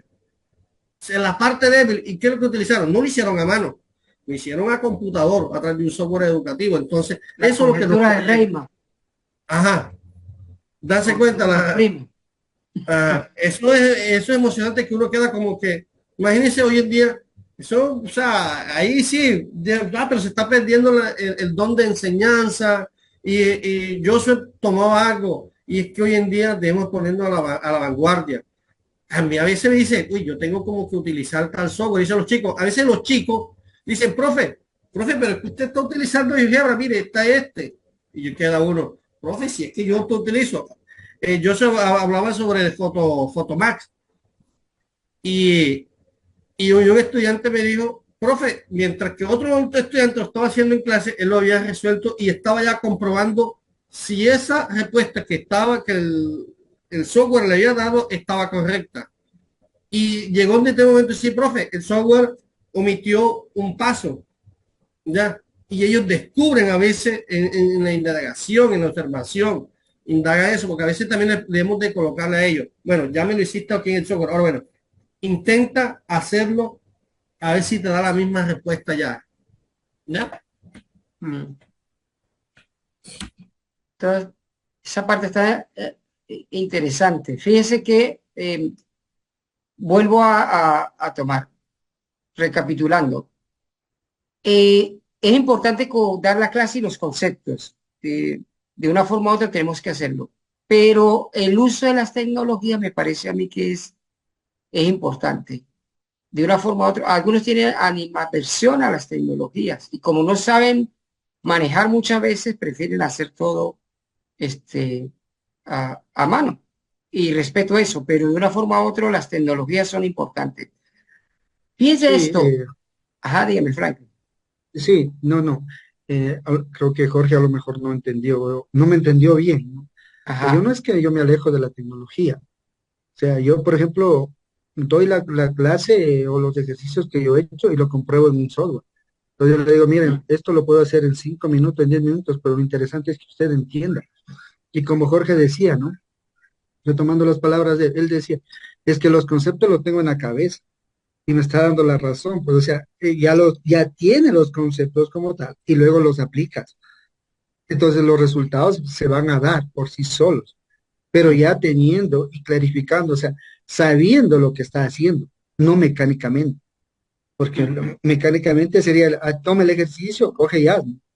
¿Sí? Entonces yo, por ejemplo, a Jorge yo le decía, él hablaba algo de topología y él me decía que un software educativo, entonces no estaría por demás decir que el software se hizo en base a la parte topológica con la cual se van descifrando los códigos, o cifrando los códigos de tal manera que hacer lo que yo quiera, construir lo que yo desee, y ahí está inmersa nuevamente la matemática, como digo, ¿no? Porque topología no es otra cosa que desarrollar estructuras lógicas como tal. Entonces, sí, yo no me aparto, o sea, lo que yo comparto con Jorge, o sea, debería ir a la par, ¿no? A la par, pero direccionarse de acuerdo a la formación de la persona que lo esté utilizando. ¿Sí? Y en el campo industrial, bueno, yo trabajé algún tiempo con personas que trabajan en telecomunicaciones, redes, ¿sí? Entonces, ahí naturalmente hablamos de señales continuas, discretas. Le dice, bueno, entonces construyeme tal situación para una señal continua y discreta y muchas veces ellos no saben cómo hacerlo. O sea, no saben ni distinguir cómo matemáticamente van a representar una señal continua y una señal discreta. Entonces yo les ponía al punto, decía, mire, yo les planteo problemas reales. ¿Por qué? Si se cae, bueno, acá manejamos de Claro, ¿sí? Que es una telefónica. Si se cae Claro, no creo que ustedes vayan a decirle al propietario de Claro, le resuelvo ese problema en un día. Ojo, en minutos estamos perdiendo cuántos millones. O sea, ustedes tienen que estar capacitados en resolver problemas el tiempo mínimo, tiempo mínimo. Y ahí les indicaban, o sea, la cuestión matemática entra por todo lado, por todo lado. Eso nomás, profesor. Está bien. No sé quién más quiere aportar. Bueno, Hizo para intervenir. disculpe, compañero Jaime, una interposición. Esto es como el Senado acá en Colombia. Cada quien hace una interposición. No, le entendí mal al compañero. O sea, yo estoy de acuerdo en eso que teoría un 40% en el aula, no de pronto, como dice el compañero, de 50-50, sino que hoy en día los estudiantes el conocimiento se ha desbordado tecnológicamente.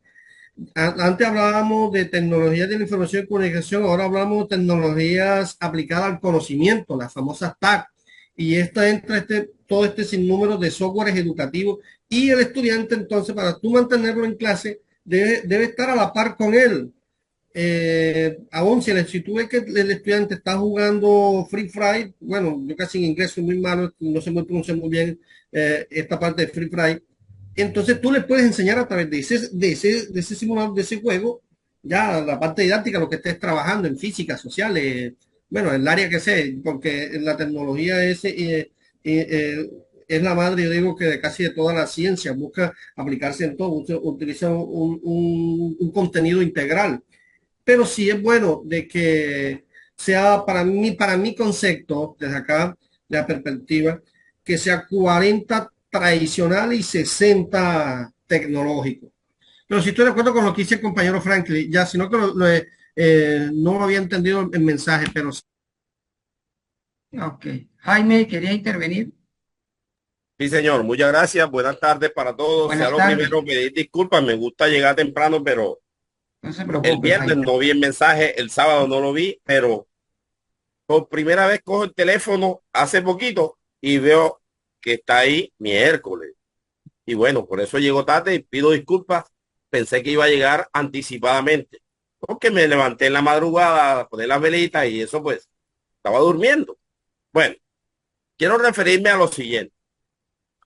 La enseñanza y el aprendizaje siempre han sido objeto de grandes reflexiones por parte de grandes investigadores, medianos investigadores, pequeños investigadores, pero ha sido la punta del iceberg del maestro, del docente o del profesor o del instructor o del tutor. Cada quien pues tiene unas características muy diferentes, esto que estoy mencionando. docente, maestro, instructor, tutor. Pero bueno, todos ellos convergen en un solo fin, que es poder enseñar, pero que llegue a construir un aprendizaje en en la mayor de las posibilidades, que sea un aprendizaje significativo. En ese orden de ideas, entonces, tocaría revisar muchas investigaciones, por ejemplo, como lo de Juan Díaz Godino, de la Universidad de Granada, que es, digamos, un Carmen Batanero, para referirme puntualmente a lo que toca la enseñanza y el aprendizaje de la estadística, porque es la mayor autoridad mundial en este campo. La Y teoría bueno, ontosemiótica sí, claro. Sí, la teoría de Batanero. ontosemiótica. Ajá, sí. Bien.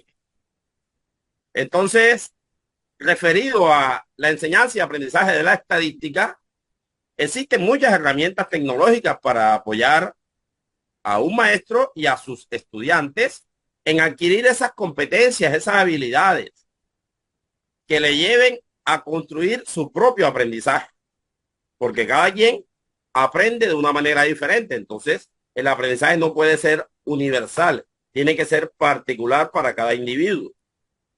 ¿Que hay herramientas tecnológicas? Sí, claro, muy buenas, malas, regulares, pero que yo como maestro que tengo ya 35 años de servicio, comencé a los 20 años de edad, dictando matemáticas, luego matemáticas y física. Tengo un título de licenciado en matemática y física, uno licenciado en comercio. He dictado matemáticas financieras, gerencia financiera, los cálculos, análisis matemático, uno, dos. Bueno, de todas formas, este universo, nosotros como maestros debemos comprender algo. Los estudiantes que hoy tenemos son nativos digitales. Son nativos digitales, sí o sí, deben tener presente el uso de herramientas tecnológicas, el uso de aplicaciones, llámese para orientar estadística, para orientar cálculo, cualquier campo, ya sea de matemática o de estadística. En ese orden de ideas, entonces, en mi caso particular, me gusta utilizar Wolfram Alpha, GeoGebra, Algebrator, para cuando oriento cursos de álgebra fundamentales. Es muy bueno. Pero también hay que dar otro insumo. Es que si el muchacho ya sabe cuál es la respuesta en el recurso tecnológico, bueno, ahora raya en el papel y construya su propio procedimiento para verificar esa resolución, y también aplicar lo contrario. Primero en el papel y luego en el recurso tecnológico. Ahí el muchacho va haciendo una construcción muy diferente, muy buena para él, porque él es nativo digital. Entonces no podemos perder de vista ni lo uno ni lo otro. Son dos herramientas fundamentalmente poderosas, importantes, y repito, hay una cantidad de investigaciones que dan cuenta de ello. Hay tesis doctorales de muchas universidades del mundo, pero podemos referirnos a algunas colombianas que dan cuenta de ello. En lo que respecta, por ejemplo, a la universidad, hay un convenio, un doctorado entre 3 universidades en Bogotá, entre las cuales está la Pedagógica Nacional. Yo personalmente tengo una tesis de un autor de ellos, bien interesante, en donde utiliza las herramientas, pero ojo, nunca pierde de vista el otro elemento. Entonces, debemos mantener eso, una sinergia, un empoderamiento que tenga ese estudiante para que construya su propio conocimiento, utilizando herramientas, pero también trabajando. Y es importante la conceptualización, incluso, no solo la conceptualización, la preconceptualización, que se llama presaberes. Saber qué es lo que trae el estudiante antes de, ya, luego, después de, y en el desarrollo de. Siempre, antes, durante y después, debemos nosotros como maestros acercar a ese estudiante a que se mantenga, y para eso una estrategia pedagógica importante del aprendizaje activo. El estudiante aprende haciendo. Pero el aprendizaje pasivo, que es donde no estaría yo de acuerdo y no quiero discutir, ni discernir, ni controvertir con un antecesor que tuve aquí, no podemos hablar de la escuela tradicional en estos momentos. En estos tiempos eso no es sensato. Que lo tradicional con porcentaje de 40 y no. Simplemente usted puede aplicar, ojo, en matemáticas, en física, en estadística, utilizar el aprendizaje activo. Las representaciones semióticas de Raymond Duval, que son bien importantes, están a la orden del día en esos tres campos. Porque, por ejemplo, a usted le dan un problema, una información en lenguaje natural. El lenguaje natural es la palabra para nosotros, palabra en español. Entonces, o te le dan el lenguaje natural de lengua inglesa y lo transfieres a lengua castellana o al español y sigues teniendo lenguaje natural. La puedes llevar a una tabla, hay una representación semiótica de lenguaje natural, estoy pasando a un lenguaje tabular. Puedes pasarla a una gráfica y también igual estás haciendo representación semiótica, pero utilizando representaciones semióticas, aprendizaje activo e ingeniería didáctica, podemos ayudar a nuestros estudiantes, pero hay que utilizar las herramientas tecnológicas, llámese software, aplicaciones, porque son importantes, porque construyen y porque ellos son nativos digitales y requieren estar en sintonía con el uso de las tecnologías de la información y de la comunicación. Muchas gracias. Fíjate, Jaime, es interesante lo que tú hablaste, ¿no? Pero antes quiero hacer un paréntesis para lo que expongamos aquí, podemos estar o no estar de acuerdo, ¿no? Lo que diga su compañero, lo que diga yo, lo que puedes decir tú, podemos estar o no estar de acuerdo, ¿ok? Yo creo que en la eh, riqueza está en la cantidad de ideas que podamos nosotros aportar, ¿ok? Ahora fíjate esto, yo sí creo, tú tocaste un tema bien interesante porque Duval, el teorema, la teoría de los registros semióticos, él decía que no puede haber neosis sin semiosis, ¿sí? Y fíjate que tú hablaste de lo que son articulación de registros semióticos, cómo pasar de un registro verbal a un registro algebraico, puedo pasar a un registro gráfico, y hay hasta registros donde puedo utilizar la tecnología. Un registro gráfico no solamente se hace con un pizarra, una gráfica, utilizar el GeoGebra, eso ya es un registro gráfico donde puedo hacer.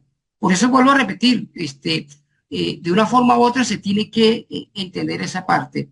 Y la articulación entre el registro semiótico, eso me parece interesante lo que tú hablaste, porque esa es la esencia. Está la transformación y la conversión, y la parte de conversión es la parte más importante cuando tú pasas de uno a otro.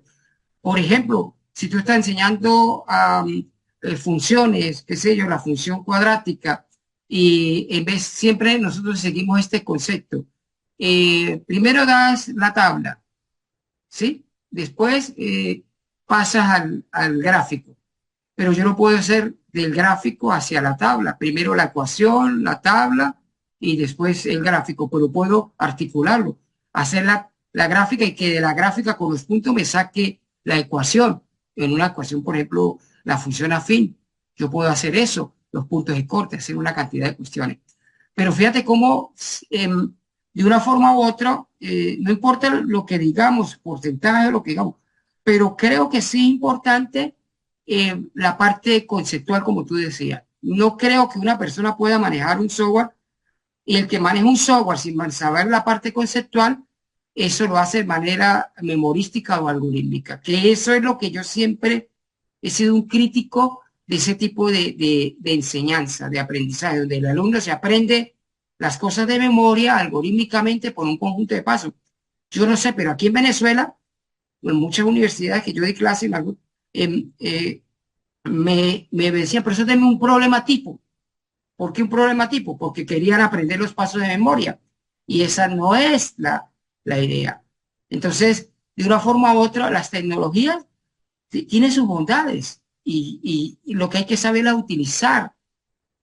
Franklin hablaba de esa parte y yo sí creo que de una forma u otra hay ocasiones que me sirve de manera didáctica dar a conocer, vuelvo a repetir, con un software, con eh, ver la parte visual, ver de repente levantar un sólido, hacer una cantidad de cuestiones. Y hay ocasiones que no necesito un software. Por ejemplo, Jorge decía que sacaba a un espacio natural y utilizaba botellas, utilizaba para medir la presión. Eso es pues, otra parte importante, porque está la matematización y está lo que es la otra parte, que es el polo opuesto, ¿sí? Que es cuando yo construyo matemáticamente un objeto con un objeto matemático. Entonces, eh, eh, esa parte es importante.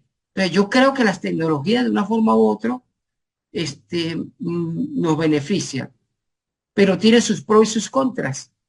Entonces, el uso adecuado que demos y las herramientas, porque es que esa es la otra cuestión.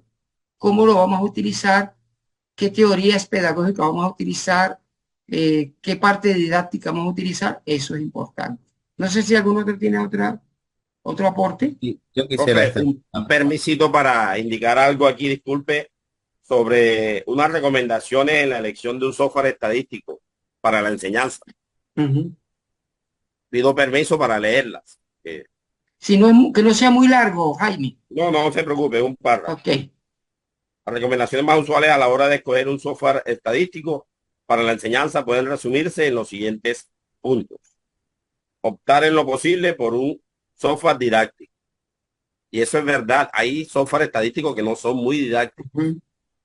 Por ejemplo, hay personas que se sienten perdidos con estas graphics, pero hay personas que son amantes de SPS, Ujú. ¿vale? Pues O algunos militar. tienen más dominio con el uno que con el otro. Que el software tenga una interfaz sencilla.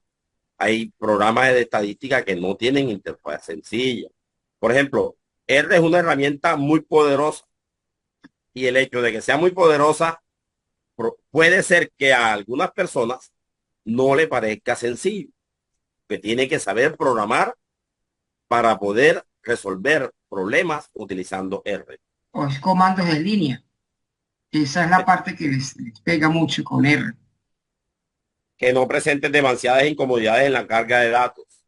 Hay programas que usted, digamos, ya ingresó los datos, lo hizo muy lento, pero luego le pide que le haga un procedimiento de cálculo y hay una lentitud y eso de pronto a algunas personas no les agrada. Porque este universo de los estudiantes es muy diverso. Y entonces, que tenga un menú que combine dinámicamente la interfaz de gráfico y análisis numérico. R es didáctico. Para mí, R me parece supremamente didáctico para, por ejemplo, orientar ya sea en cualquier universidad, en cualquier colegio, cualquier universidad de pregrado. Pero si vamos a posgrado, yo sugeriría que se trabaje con estas gráficas. Es una herramienta mucho más poderosa que SPS. Pero SPS se puede utilizar en bachillerato y en niveles de pregrado, porque tiene una interfaz muy amigable. Eso, esas recomendaciones las da College Report de Franklin y Garfield en 2006. No son de Jaime Meléndez. Gracias, profe. Bueno, Joel creo que quería decir algo, aportar algo, Joel. Sí, primero que nada, felicitarlos. La clase estuvo muy didáctica, como siempre, característica suya. Además, yo tenía poco o ningún conocimiento en cuanto a cadenas de Markov. Voy con la película clara, además con los comentarios que hizo Joshua, también me sirvieron Muy buenos muchísimo. los comentarios, sí. Y también con los software. Todos citaron software y yo toditos los estuve anotando. Tal vez no los puedo utilizar porque no utilizo Windows, pero igual me quedan como algún histórico para en algún momento poder requerirlos, ¿no? Dentro de los que sí utilizo, que son es el R, matemática y Python, estoy viendo cómo hacer las adaptaciones para poder trabajar estas partes que estamos haciendo ahorita.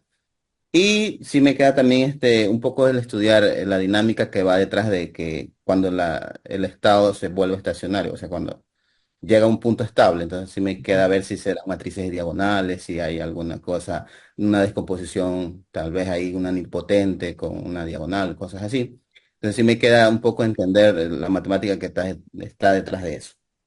Sí, en cuanto a la didáctica, también he escuchado que están hablando bastante de didáctica, me parece súper interesante. Yo creo que siempre la utilización de los recursos tecnológicos van a ser una herramienta que nos ayuden como que a mostrar, no solamente depender de ellos, sino también tener ese equilibrio. O sea, hay cosas que entiendo en ciertas situaciones cuando tal vez algunos de ustedes estudiaron, no había cómo visualizarlas, pero si ahora tenemos esa exposición, yo creo que entre más sentidos nosotros utilicemos para aprender, mayor va a ser el enriquecimiento, mayor va a ser la capacidad de captar el aprendizaje, ¿no? Que es solo estar leyendo o una cuestión monótona. Entonces me parece súper interesante poder incorporarlo justamente en los procesos educativos.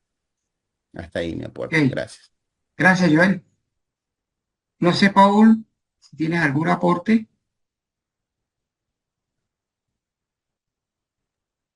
Hola a todos, profesor. Bueno, en realidad, creo que todos los temas son bien enfocados desde el punto de vista de doctorado, porque es diferente, las clases son diferentes, no solo se limitan a revisar el proceso y aprecio eso, porque creo que es en realidad el fondo del programa, ¿no? No Mm, solo repasar los procesos, sino pensar en cómo se pueden aplicar. Entonces, me llevo una muy buena impresión en muchas cosas que antes no había tenido un espacio para poder eh, profundizar y pensarlas de esa manera. Siempre había estado más enfocado en el uso, en la aplicación, y y eso es creo que nos pasa a todos, ¿no? Pero bueno, mm, por suerte hay estos espacios, y en estos espacios creo que definitivamente nos sirven para que podamos interiorizar más las aplicaciones. Bueno, yo soy ingeniero y trabajo con muchos números.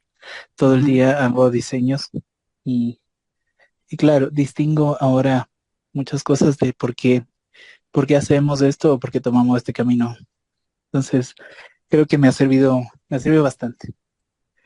Y con respecto al manejo de programas y utilitarios, bueno, creo que todo depende, ¿no? Si estamos enrolados a la educación, pues de pronto a través de la universidad uno tiene acceso a muchos programas que pueden costar mucho si los quisiera comprar por fuera. Y, Sí, y si es que uno trabaja en empresa privada, uno también tiene, digamos que esa suerte de, de poder aplicarlos. Pero en el fondo, creo que el concepto es lo que más debe primar. El programa está bien como una herramienta. Podemos usar un Excel, un, un R, podemos usar o programas más complejos, pero en el fondo creo que la aplicación, el decidir cuándo lo tenemos que aplicar, para qué sirve cada una de las cosas, creo que es más valioso. Y creo que es lo que rescato de todas las sesiones que hemos tenido. Creo que eso vale mucho. Y le quería decir eso, nada más. gracias, Paul. No sé, bueno, vamos a ir finalizando la clase. Este, no sé, Joshua, tú que has tenido experiencia en la investigación de operativa, por ejemplo, ¿qué consejos, qué apreciaciones nos podías dar para el estudio y la aplicación de en esta área, que a mí me parece bien interesante, ¿no? No todos, creo que esto más lo aplica en la parte de ingeniería, en la parte profesional. A uno se lo enseñan en pregrado de una manera que a veces eh, algorítmica, que de una manera u otra, pues poco aplica. Tuve pocos profesores que tuvieron muy poca didáctica, entonces no sé yo eso a qué podía aportarnos en esa área. Sí, profe, el mundo de la investigación de operaciones, como aquí, por ejemplo, en Venezuela, hay algunas universidades que lo dictan como matemática aplicada. Incluso la Universidad Metropolitana, una privada que me permitió hacer primero en una pública la reválida y luego la equivalencia para poder seguir haciendo mis estudios aquí en Venezuela, lo tiene como matemáticas industriales.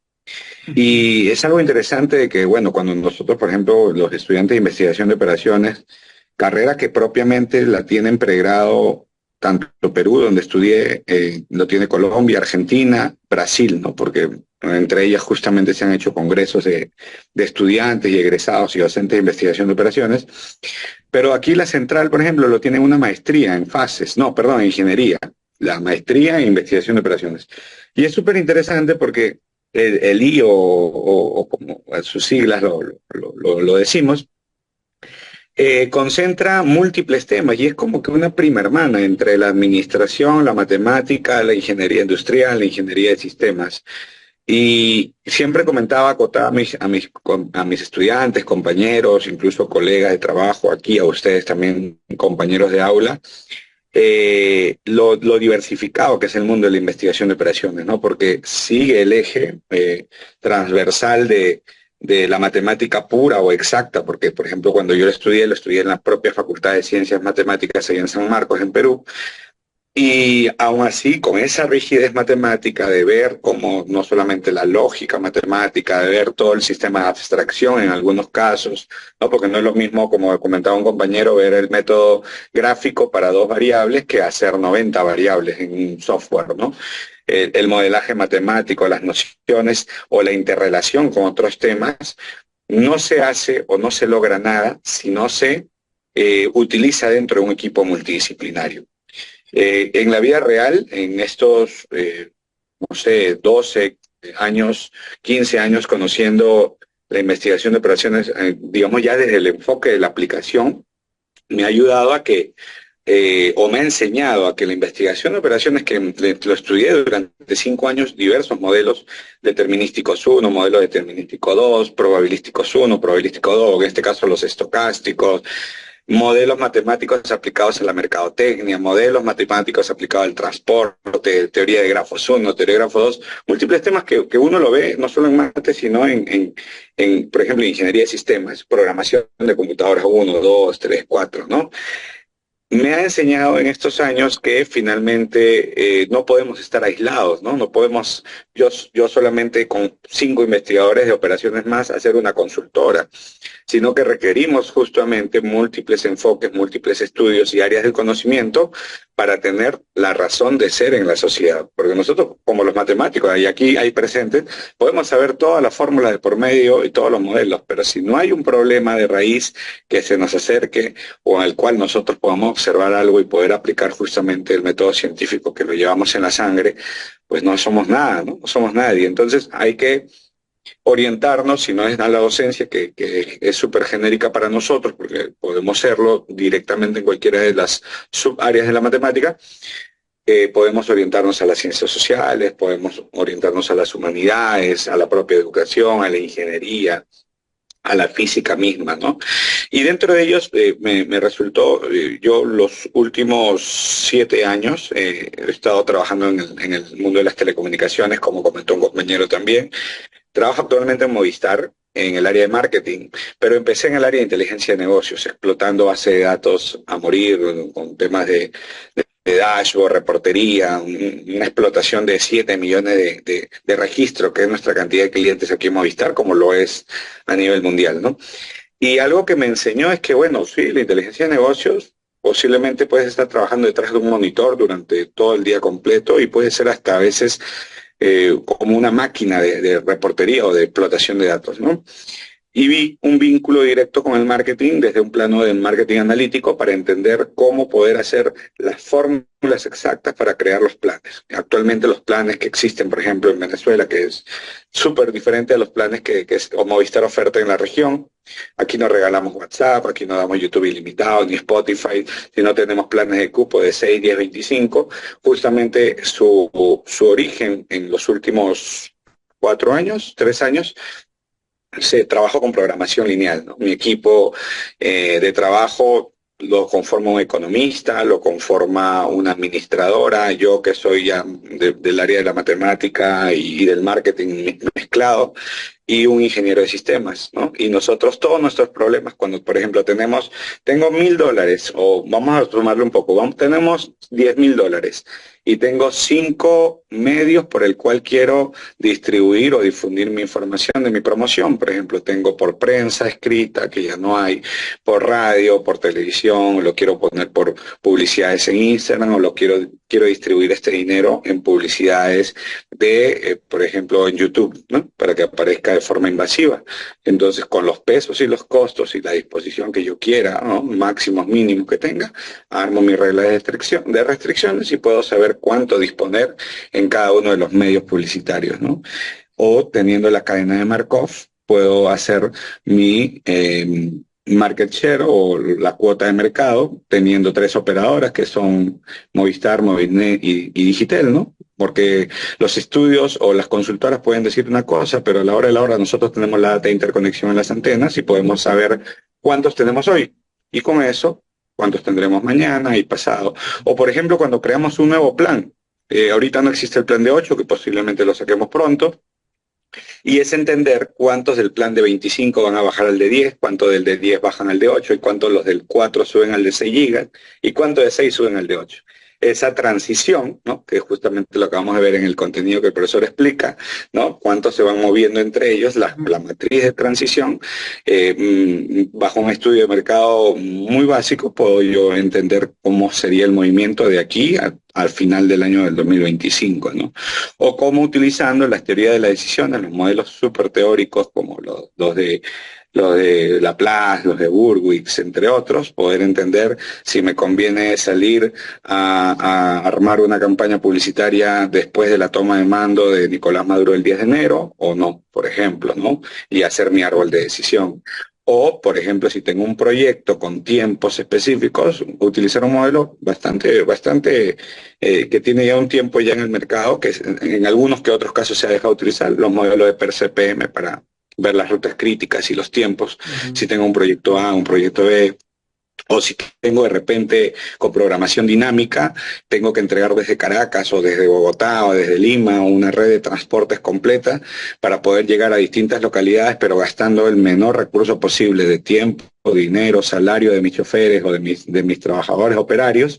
Pues identificar, por ejemplo, que con programación dinámica puedo hacer la distribución correcta según los mapas, ¿no? Porque esto llamo redes de transporte, poder orientarle y decirle, tienes que ir primero por esta ciudad, repartes, luego vas a esta ciudad, luego a esta otra, y luego en el modelaje se ve, ¿no? Es bastante nutrido, y cuando vi que esta materia, sé que como usted indicó en la primera sesión, lastimosamente la fusionaron, ¿no? Porque sería enriquecedor ver la investigación de operaciones incluso como 1, 2, 3 materias. Pero cuando lo vi en el programa, en nuestro pensum de estudio, dije, wow, vamos a entrar en el énfasis de desempolvar todas esas nociones y conocimientos para que en todo ese conglomerado pues sume a tener esas diversas apreciaciones, más que la resolución. Aquí hablábamos de la didáctica, escuché todas las apreciaciones de los compañeros, pero ya hablando de nosotros, ¿no? Hablando de nosotros que ya somos docentes, somos investigadores, somos doctorantes, ya tenemos una maestría ya en el pasado, como nosotros ahora no solamente es que vamos a resolver problemas en el doctorado, es cómo dar esas nociones filosóficas, de profundidad, históricas inclusive, ¿por qué no? Porque la matemática es historia, sin lugar a dudas. La matemática ha pasado por todas las culturas, la matemática ha pasado por resolver diversos dilemas de la vida, ¿no? Diversos problemas como la Segunda Guerra Mundial, donde apareció el método simplex, o problemas como nosotros a veces buscamos, o yo mando a buscar a mis estudiantes, pongan programación lineal y el COVID, cadena de Markov y el COVID, todas las relaciones de todos los temas que quedaron en la investigación de operaciones como que guardaditos, relucieron para que países como Argentina, países como Cuba, países como México, no solamente que ya sus investigaciones están ahí dispuestas en las universidades que lo hicieron, necesitaron de investigación de operaciones para hacer una correcta distribución de camillas, mascarillas, tanques de oxígeno, unidades UCI, entre otras, y a veces uno dice, bueno, tiene que aparecer un problema, de la vida real para que nosotros los matemáticos pues salgamos a la luz, ¿no? Pero bueno, en fin, estamos aquí preparándonos, actualizándonos, que es lo más importante, estar siempre frescos con información en la mano y entender que todos los temas se vinculan a cada particularidad de los contextos o las situaciones reales, profesor. Compañeros, gracias. Fíjate, para ir culminando, tú hablas de una parte importante, la aplicación de la matemática en el mundo real. Hay algo que a mí me llama la atención a todos, especialmente yo con la aportación que hizo ahora. Fíjate que tú trabajas en Movistar, hablan de empresas grandes que parece que pudiesen aplicar la investigación de operaciones, pero ¿sabes qué? Voy a ponerte un ejemplo. En mi ciudad hay una tenería donde hacían con 3 tipos de pueblo, por ponerte el ejemplo, y hacían el transporte. Se volvían, eso era un desastre, ¿verdad? Entonces yo le decía a uno de ellos, ¿por qué no buscan a un ingeniero y hacen una aplicación de investigación de operaciones? Las colas que se hacen aquí en la cuestión del gas, que se vuelve también algo desastroso. Fíjese que eso se puede aplicar, no sé por qué solo parece como si las empresas grandes, multinacionales, empresas de repente que están en el área de marketing lo aplican, pero en una comunidad yo puedo aplicar eso. En un banco, cuando se hacían esas colas, no sé por qué no aplicaban y eso se puede hacer. O sea, en el mundo real se puede aplicar toda esa cantidad de cuestiones, no solamente en empresas grandes, en comunidades. Entonces se puede hacer esa parte que es importante. Entonces, mirando esta parte, es interesante, ¿ok? De verdad los aportes, lo que hemos aprendido, lo que hemos dialogado hoy, hemos conversado, para mí ha sido enriquecedor, ¿ok? Y bueno, ustedes como doctorantes, como dijo Yoso, y las aportaciones que hicieron cada uno de ustedes, de una forma u otra, pues nos sirve, ¿ok? Y nos actualiza de una forma u otra, a veces cambian nuestras perspectivas, a veces tenemos mucho conocimiento, pero hay cosas que de una forma u otra, pues nos sirven, ¿ok? Y esta es la idea,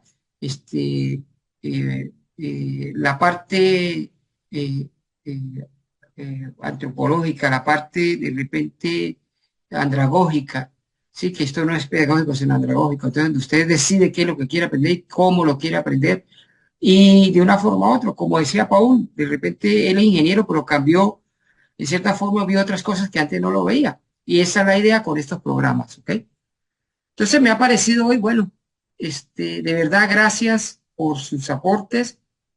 Gracias sé que un día domingo sacar unas 2 horas para hacer esta parte nos cuesta, pero bueno, lo hicimos, ¿ok? Mañana culminamos, de ahí en adelante, pues bueno, esto ha sido una experiencia, verdad, muy, muy, muy, muy gratificante, enriquecedora y de una forma u otra, bueno, vuelvo a repetir, yo siempre lo digo a ustedes desde el principio, yo enseñando aprendo y siempre ha sido una parte donde yo, lo que aporten los estudiantes, aporten las personas, de una forma u otra, eso para mí es importante, ¿ok? Entonces, bueno, nos veremos mañana otra vez, ¿sí? A las 7 hora venezolana de la noche, PM, y allí estaremos culminando la clase, ¿ok? Así que gracias, estamos entonces cualquier cosa en contacto.